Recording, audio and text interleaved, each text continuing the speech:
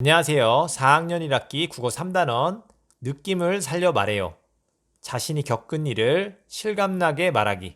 교과서는 110쪽부터 함께 살펴보겠습니다. 1번. 자신이 겪은 일 가운데에서 재밌었던 일을 떠올려 보도록 하겠습니다. 자, 여러분은 어떤 일이 재밌었나요? 자, 그림을 보니까 지금 남자친구와 여자친구 역할놀이를 하는 것 같죠? 두 번째 그림은 뭔가요? 맞아요. 가족들과 지금 현장 답사를 나왔네요. 자, 마지막 그림은 친구들과 놀이터에서 노는 그런 장면이 되겠습니다. 자, 이런 것 중에서 여러분이 재밌었던 일을 떠올려 보도록 하세요. 자, 뭐가 있나요? 네, 좋습니다. 선생님은 친구들과 역할극을 한 것이 재밌었습니다. 자, 이렇게 써봤는데요. 여러분도 경험을 떠올려 보고 한번 적어보기 바랍니다. 2번. 그 재밌었던 일 가운데에서 한 가지를 정해서 친구들과 이야기해 보도록 하겠습니다. 자, 맨 왼쪽 친구 볼게요. 친구들과 수영장에 갔을 때 정말 신났어. 자, 두 번째 친구는 학교에서 학예회를 할 때 재밌었어. 자, 오른쪽 친구는요. 방학 때 할머니 댁에 다녀온 일이 생각나. 자, 여러분 어떤 걸 이야기하고 싶나요? 자, 여기다 적어보기 바랍니다. 자, 다 적었죠? 그럼 같이 보겠습니다. 축구를 할 때 골을 넣어서 정말 짜릿했어. 이런 식으로 여러분들이 친구들과 이야기를 나눠보면 좋을 것 같아요. 다음 3번입니다. 자신이 겪은 일을 실감나게 말해보겠습니다. 1번. 어떤 일을 들려주고 싶나요? 여러분이 들려주고 싶은 일은 무엇인가요? 네, 예를 들어서 딸기 농장에 다녀온 일입니다. 이런 식으로 한번 정하면 좋겠어요. 다음 양가로 2번. 겪은 일을 정리해 보라고 합니다.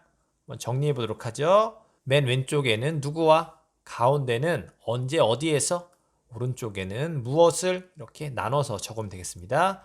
먼저 누구합니다. 엄마, 아빠, 동생이랑 지난 주말 딸기 농장에서 딸기 따기와 잼 만들기를 했다. 자, 이런 식으로 정리를 하면 되겠죠. 자, 밑에는 말할 내용을 적으면 되겠어요. 자, 한번 적어볼까요?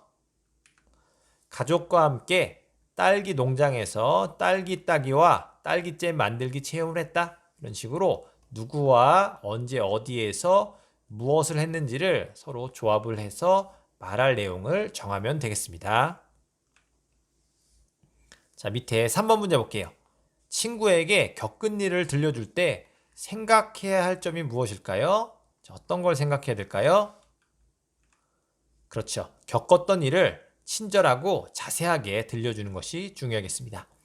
다음 문제 4번입니다. 겪은 일을 친구들에게 어떤 표정, 몸짓, 말투로 들려줄 생각인가요? 그렇죠. 그때의 기분을 떠올리면서 기분에 어울리는 표정과 말투로 이야기하면 좋을 것 같습니다. 다음 쪽에 있는 5번 보겠습니다. 친구들 앞에서 실감나게 말해보라고 합니다. 직접 한번 말해보세요. 자, 왼쪽 아래에 지우개 친구 볼게요. 친구나 동생에게 말할 때와 어른에게 말씀드릴 때 다르게 표현해야 됩니다. 자, 오른쪽에 연필 친구 볼게요. 알맞은 표정, 몸짓, 말투로 실감나게 표현하면 듣는 사람도 그 일을 생생하게 느낄 수 있습니다. 잘 기억해 두기 바래요.